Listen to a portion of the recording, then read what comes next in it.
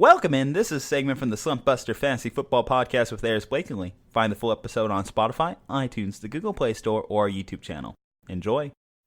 So let's start off with some NFC home games. Let's go with the Packers and the Vikings. Packers won this one 21-16. Rodgers had a pretty good day, 22 for 34. He went 209 yards, 2 touchdowns. Aaron Jones came out to play, went 23 rushes, 116 yards, 1 touchdown. Devontae Adams had a good day, 7 catches, 106 yards. Let's see who else had a big day. I know Geronimo Allison finally got into the game with some catches. He went 4 catches, 25 yards, 1 touchdown. Jamal Williams is going to be a handcuff. Pretty much nobody has him yet, but he went 3 catches, 13 yards, 1 touchdown, 9 carries, 28 yards, no touchdowns on the ground. So pretty decent game for the Packers. It did come down to the wire, that's for sure. Vikings should have won this game, but there was a couple penalties that hindered them from doing so. Kirk Cousins actually threw the ball more than 10 times. He threw it 32 times, so that's really good to see fantasy standpoint. He went 14 of 32, 230 yards, 1 touchdown, but he had 2 picks. Dalvin Cook is continuing his case for the best back in the league. He went 20 carries, 154 yards, 1 touchdown, and then added 3 catches for 37 yards. So he went over almost 200 yards in total. So, I mean, this guy, last week he went 111 rushing yards, 2 touchdowns This week he goes 158 and 1 touchdown. So he's definitely making his case to be the best back in the league. Adam Thielen went 5 catches for 75 yards. And then Stephon Diggs had 1 catch, 49 yards, and 1 touchdown. It's a little surprising to see. He did have 7 targets. He did have a touchdown called back. So 1 catch, you don't really like, but you do like that touchdown if you did start him. And otherwise, it was pretty, NFC North game. Nothing really exciting happened. Just a good divisional matchup there. Next game, we're going to go to the Giants and the Bills.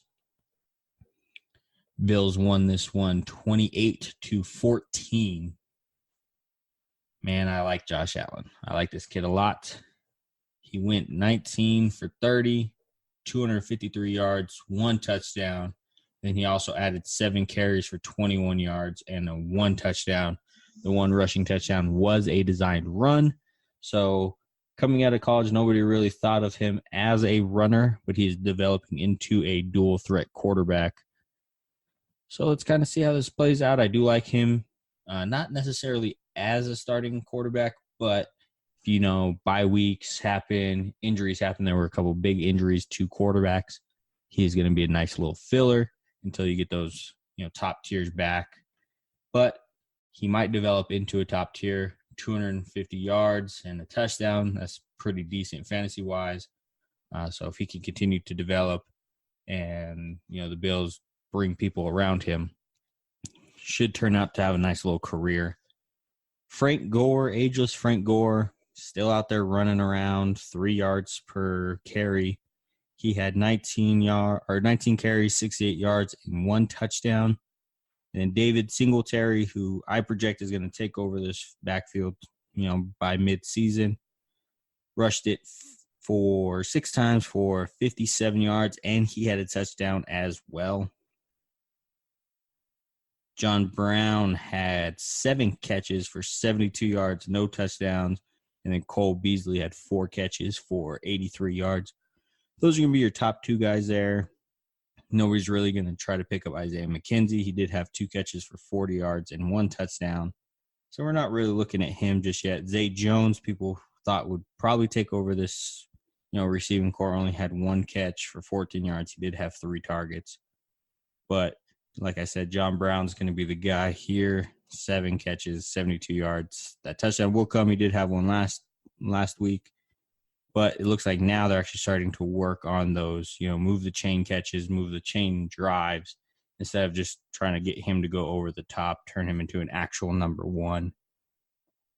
And then the Giants side, they're the Giants right now. They're kind of in limbo. Eli Manning went 26 for 45, 250 yards, 1 touchdown, and 2 picks. Watching this game, he was off the mark. It is really, just time tells until Daniel Jones comes in and takes over this. It will happen sometime this year. I don't see Eli Manning finishing the year as the Giants quarterback. I do see Daniel Jones now, based off of this week's performance, because Eli Manning was just missing guys. It was not very good. Saquon, though, had 18 carries, 107 yards, and 1 touchdown. I feel bad for this guy. If he was on a better offense, he would have a lot better numbers. But for some reason, the Giants are going to giant, and they don't have any receivers. They don't have a quarterback that can really, throw the ball downfield. So everybody's just stacking the box. So hopefully they can get this man some help. But until then, this is going to be that typical Saquon stat line. Hopefully he can have some bigger games for you this year. But I don't really see that happening just because the Giants' offense is kind of lackluster. On the receiving side, Evan Ingram went 6 catches for 48 yards. Benny Fowler actually led the team in receptions and yardage. He got, just yardage, he went 5 for 51. And then TJ Jones had 3 catches for 38 yards, 1 touchdown. There's really nobody on that receiving core that would threaten anybody. We'll see how Golden Tate does when he comes back from his suspension. That might open up the offense a little bit more. But we just never know with these guys. They're, until they figure out what they're going to do with Eli, they're just going to be stuck in this, bottom of the rung, bottom of the league matchups. All righty, now on to Dallas at Washington. Yeah, pretty decent game. The Cowboys' offense is prolific with a question mark. This offense looks a lot different than the one they've ran in the past. They're actually opening up lanes for Dak to throw in. Dak ran the ball a couple times. This could get interesting down the road, especially with now all these Eagles players are getting hurt. The Cowboys might have an easier path to the NFC East championship, but Dak went 26 of 30, 269 yards, 3 touchdowns, 1 interception. He threw an interception in the first quarter, and I was like, oh, yeah, that's Dak. He's going to regress. And then after that, he just went off. So, yeah, I might have to eat my words on Dak Prescott. I didn't think he would be that good of a quarterback this year, and he is developing into a really good quarterback, top 10 in the league. Zeke had a Zeke day. He had 23 carries, 111 yards, 1 touchdown. And he also added 2 catches for 9 yards. Like I said, Dak did run the ball a little bit more in this one. He had 5 carries for 69 yards.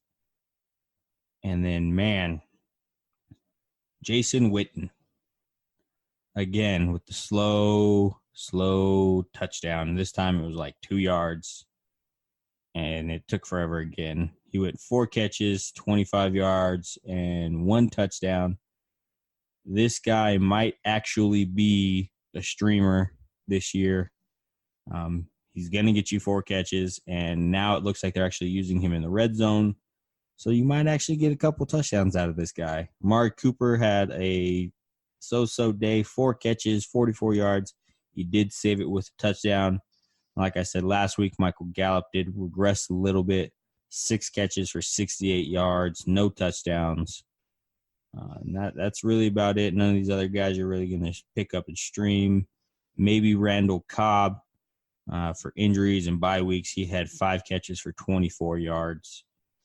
And then on the Redskins side, Case Keenum went 26 of 37, 221 yards and 2 touchdowns. This guy,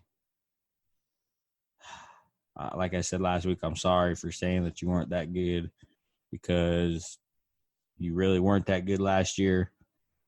But you actually came out to play. So, Case Keenum, again, I'm very sorry for that. Continue to ball out, bruh. Maybe I'll stream you on a bye week because Matt Ryan has like 3 picks right now. He's kind of pissing me off. So I might need another quarterback. Might be looking your way.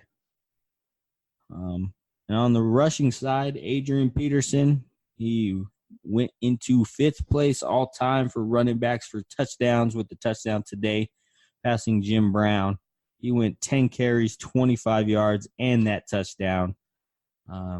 This guy has defied all odds. When he tore his ACL, they said that it'd take him a year to come back. It took him 8 months.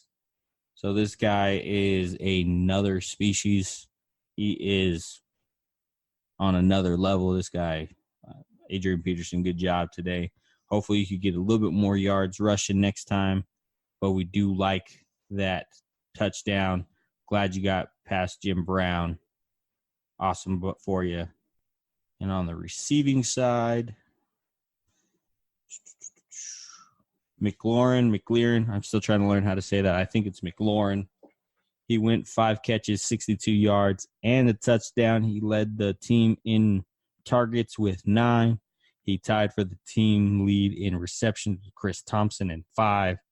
So he might be the guy in this offense to own, to stream. I know a lot of people picked him up last week after the breakout game he had. So if he's still available and you have a spot for him, definitely pick him up. He's looking like he's going to be the number 1 option out there in Washington.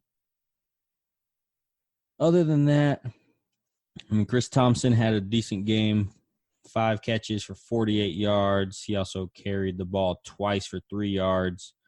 We'll see how that backfield shapes out, if they're going to just kind of run the ball with Adrian Peterson or if they're going to go into a timeshare. If they go into a timeshare, Adrian Peterson is definitely going to be hurt by this. But if they don't, Peterson can have those breakout games where he has 100 yards. He did a couple last year. But otherwise, I feel like he's just going to be, touchdown-dependent running back that we kind of saw last year where, you didn't have a good day unless he had that fluke game of 100 yards or he had the touchdowns. So be wary if you pick him up. Next game we're going to go to is the Saints at the Rams. This game was hyped up because of the call last year, and there was a questionable call again this year. Fumble on Jared Goff. Saints picked it up, ran it 75 yards back to the house, but they called the play dead. Called it actually incomplete. They had to review it, and since they blew the play dead on the field, guess what? Saints fans are mad. They're already started another petition to sue the league. These guys won't get past that. But the big news out of this game was Drew Brees left with a thumb injury. He's actually staying behind in LA to get that checked out. That it actually looked bad. They showed a replay of him on the sideline trying to pick up a ball. He couldn't even squeeze the ball to lift it all the way up. So he might be done. We'll see the severity when he has this MRI, probably more on Monday or Tuesday from the team. But if it is a ligament, he's going to be done for the year and may even be done possibly for his career. He has had a Hall of Fame career. So we'll just kind of see how this plays out over the next couple of days. And if he is gone, the whole Saints roster is going to get a huge knock. Teddy Bridgewater is going to come in, start for them. They do have faith in him, but I don't yet. He did go 17 of 30, 165 yards, no TDs, no interceptions. Kind of didn't really move the ball after Drew left. So their Super Bowl chances are definitely going to take a hit. I don't see them getting to the Super Bowl without Drew Brees. They'll even have a hard time making the playoffs without him. Kamara had 13 carries, 45 yards, no touchdowns. He added one catch for 15 yards, no touchdowns, which for Kamara is a huge letdown. Mike Thomas had 10 catches for 89 yards, no touchdowns. This was just, if you had a Saints player, you were going into this matchup very excited.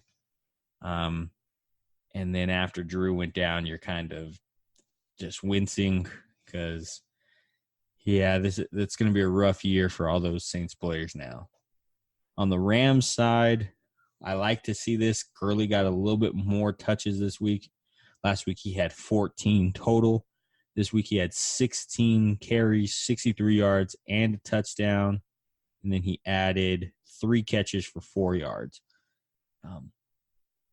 I still think they're hiding something from us, though. This is just, something's up with Gurley. I don't know why they're hiding him for some reason, but there's still something wrong with that knee that they're not telling us, or it's worse than what they originally told us. I like this, though. My guy, Cooper Kupp, 5 catches, 120 yards, and he had a touchdown. But after replay, he was literally 3 inches short. I could have used that touchdown today, but I didn't get it. I'm kind of mad. Brandon Cooks had a little bit better day, 3 catches, 74 yards, and he did have that touchdown. Jared Goff went 19 for 28, 283 yards, and 1 touchdown. But really the only thing people are going to be talking about from this game is going to be that Drew Brees injury. How is that thumb? What's wrong with that thumb? This is going to shake up the whole NFC playoff picture. It's going to shake up the whole roster for the Saints. I mean, if this is a career-ending injury, if he does have to have surgery, he's 40 now. So does he come back next year? Does he try to come back this year? This is just going to be such big news. Everybody kind of needs to follow this, especially if you have a Saint on your team. Michael Thomas being the number one guy. I'm definitely going to be worried because I have Thomas on one of my leagues. So it's going to be rough. And now I am obligated to talk about this game, even though I don't want to. I hate the Chargers so much, but I love them so much. They can never make anything easy for me. Everything always has to be difficult with them. They lost today 10-13. I hate the Chargers, but I love them. But they make my Sundays extremely difficult. Nothing can ever be easy for them. It seems like we live down 7 with the ball at the end of the game. That's just how it seems all the time. And today was no different. We were down 3 with the ball with like 2 minutes left in the game. And, of course, Rivers throws a pick because he was keying on Keenan Allen when he did have a wide-open Mike Williams. But, I mean, you can't fault him. Keenan Allen is a beast. But when there's 3 people around Keenan Allen and nobody around Mike Williams, you kind of got to throw to Mike Williams. And, yeah, they lost. 1-1. Next week we go to Jacksonville. Or no, we go to Houston, actually. And it's going to be a rough one. I mean, we lost Adrian Phillips on our secondary. Mike Williams is still banged up. Hunter Henry's banged up. Still no Melvin Gordon. We'll kind of see. But next week I might be somber as well, guys. Just saying. Watch out. Pray for me. Do all those things. Thoughts and prayers. Send them my way. might go cry myself to sleep tonight because it was a rough day. Let's get into the stats now. Matt Stafford went 22 for 30, 245 yards, 2 TDs, and 2 picks. One pick was a pretty crazy pick. Let's see. So they were in the back of the end zone. Galladay threw down Casey Hayward, swatted the ball because Casey was about to pick it. And unfortunately, he swatted it right to Casey. And we got the pick. So that was a cool play, but we still freaking lost. So ultimately, it didn't matter. Kerryon Johnson went 12 carries, 41 yards. But he added 2 catches for 47 yards and a touchdown. I did like to see that we can actually stop the run now, because last year it was laughable. We could not stop the run one bit. But now it seems like we can stop the pass today. Galladay had 8 catches, 117 yards, and 1 touchdown. And the only other guy really, TJ Hawkinson you'd have on your team as well. He went 1 catch for 7 yards. Like I said last week, the Chargers are pretty good against the tight end position historically, so I didn't have, big guesses for him. I thought he would have, a slower day than he had last week, and of course he did, because Chargers, for some reason, that's like the one position they can't stop is tight end. And then Marvin Jones went 5 catches for 43 yards. So not too bad. He's still going to be a flex player for you. Injury, bye week, replacement, those types of things. Now let's kind of break down the Chargers. Philip Rivers went 21 for 36, 293 yards, no touchdowns, and 1 pick. I will say right now we did have a touchdown called back on penalty, so we should have won this game, guys. Step up, be better. Austin Eckler, though, continued his case for one of the best, or actually he continued his case to be considered a RB1. He had 17 carries, 66 yards, 1 touchdown, and then this is why the Chargers love him so much. He added 6 catches for 67 yards. He is kind of ruining Melvin Gordon's holdout and making a case for himself at the same time. I don't know what they're going to do. He is on his 3rd year now, so he has 2 more years on his contract. We'll see what happens. Hopefully we can keep him, because pound for pound, the Chargers do say he is the strongest player on the team, and he shows it in some of his runs. His balance is awesome. His elusiveness is awesome. His burst is awesome. Hopefully we can keep him. And then Justin Jackson had 7 carries, 59 yards for 8 yards a carry. If they need to feed this man the ball more, they will. Game script just hasn't allowed it yet. So I do expect him to have bigger games in the future. Game script pending that. But I mean, Justin Jackson he's got some juice in him.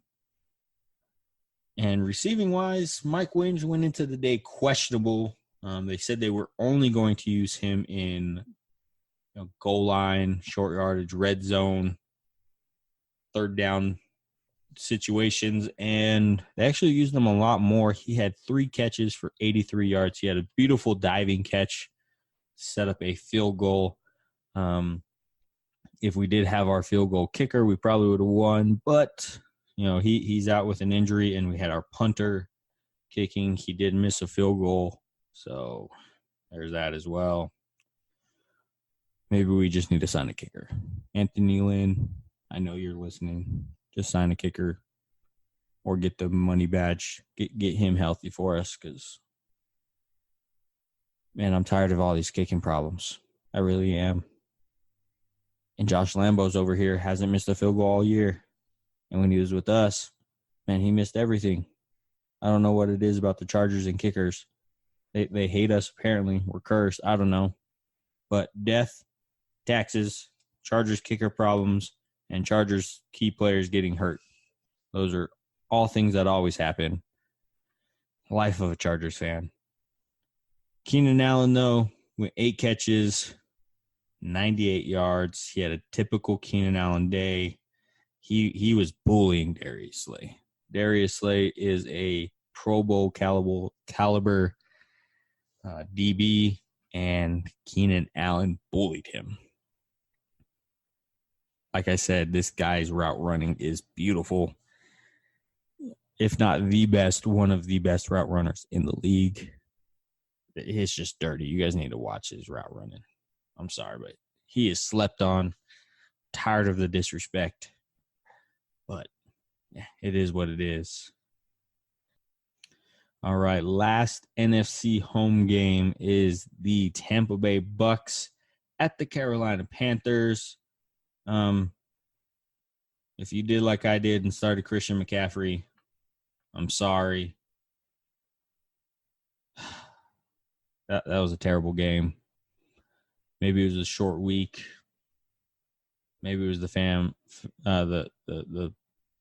that Cam dressed up. I'm pretty sure you've seen the memes that he looks like Cynthia from the Rugrats. He looks like he wants to speak to your manager. My personal favorite is he looked like Scooby-Doo trying to get on the plane to Spooky Island. But they did not look good. They looked off. Cam had 25 of 51, 330 yards, no TDs, no interceptions. Christian McCaffrey had 16 carries for 37 yards, added 2 catches for 16 yards. It was a rough day. Receiving side, DJ Moore had 9 catches for 89 yards. Greg Olsen, I like to see this. He finally, he looks healthy. He had 6 catches for 110 yards. And then Curtis Samuel had 5 catches for 91 yards. But, yeah, man, it just didn't look good. Don't know what's going on, but just didn't look good. On the Bucks side now, Jameis went 16 of 25, 208 yards, and 1 touchdown, no picks. And then the backfield, it's still, they keep saying that Ronald Jones is going to take over the backfield, but it looks like Peyton Barber is they say he's the starter. They use him as a starter, but everybody's toting Ronald Jones. He actually looks really good out there. He had 4 carries for 9 yards. That doesn't help my case, but there were some stuff called back on penalties, and he looks like the better runner out there. Peyton Barber did have 23 carries for 82 yards, and he did convert a goal line carry for a touchdown. If you drafted Mike Evans, maybe time to look for a trade partner. He had 4 catches for 61 yards. And Chris Godwin, out of nowhere. Last year, he did not look this good. He had 8 catches, 121 yards, and 2 touchdowns. In 2 games, he has 2 touchdowns. Mike Evans has none. Chris Godwin's the new number 1 out there. So if you have Mike Evans, find a trade partner, get something you need. Somebody might be dumb enough to trade you for the name. But yeah, this isn't looking good for Mike Evans out in Tampa Bay. All right, so the Sunday night game just finished up, so let's kind of go through that now. Falcons did end up pulling this one off, 20-24 against the Philadelphia Eagles. Carson Wentz did leave the game briefly for concussion protocol. Looks like he passed it, so nothing too worrisome with him. But they did lose every skill player today. Alshon Jeffrey went out with a calf injury. Dallas Goedert went out with a calf injury. Deshaun Jackson went out with a groin injury. So I'm going to have to eat my words here. I was telling everybody to play D-Jax because he has a higher ceiling, and then he goes ahead and leaves the game without a catch, without a target. So for all those people I told to play Deshaun Jackson, I'm sorry. I am a man of my word, though. I did play him in one of my leagues as well, so I feel your pain on that one. Carson Wentz went 25 of 43, 231 yards, 1 TD and 2 picks. He did add 3 carries for 3 yards and a touchdown on the ground, so it kind of helped his numbers. He had a pretty average week for quarterbacks. Miles Sanders is starting to take hold of this backfield. 10 carries for 28 yards. He also added 3 catches for 9 yards. Jordan Howard had 8 carries for 18 yards and added 1 catch for 8 yards. So, like I've been saying all year, Sanders is going to take over this backfield. It's just a matter of time. Just look for him. So Jordan Howard owners, if you can find a trade partner for him, get him out of there, because I feel like, look, they already tried trading him away. So they already know they don't want him. Sanders is their future. Jordan Howard is not. So if you can find a trade partner, find a trade partner. Nelson Aguilar benefited from Deshaun Jackson being out. He had 8 catches, 107 yards, and a touchdown. If Deshaun Jackson does miss time, Nelson Aguilar is going to be the guy to own. Look for him on the waiver wire. I don't believe anybody owns him because he did fall down the depth chart. But if Deshaun Jackson is gone, he's going to be the beneficiary of that. Zach Ertz went 8 catches for 72 yards. I mean, one of the top 3 tight ends. He should be, killing it, but he's not, and he's killing my fantasy teams. He just needs to have a good game. He's killing me. God damn it, freaking Eagles. On the other side of the ball, Matt Ryan went 27 of 43, 320 yards, 3 TDs, and 3 interceptions. It seems like this is just going to be Matt Ryan's life now. And he had a couple interceptions last week. He saved it with a couple touchdowns towards the end of the game. Same thing this time. Devontae Freeman still, I'm not too sure if it's just game script with these guys or what's going on, but he had 11 carries for 22 yards last week. He didn't have much rushing the ball either. He also added 3 catches for 42 yards. It's looking like it's going to be a split backfield, 60-40 with him and Ito Smith.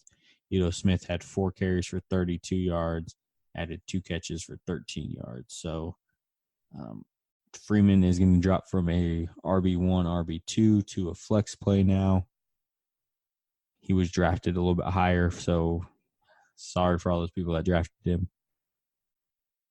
Julio Jones, though, had 5 catches, 106 yards, 2 touchdowns. He actually had the game-winning touchdown tonight as well.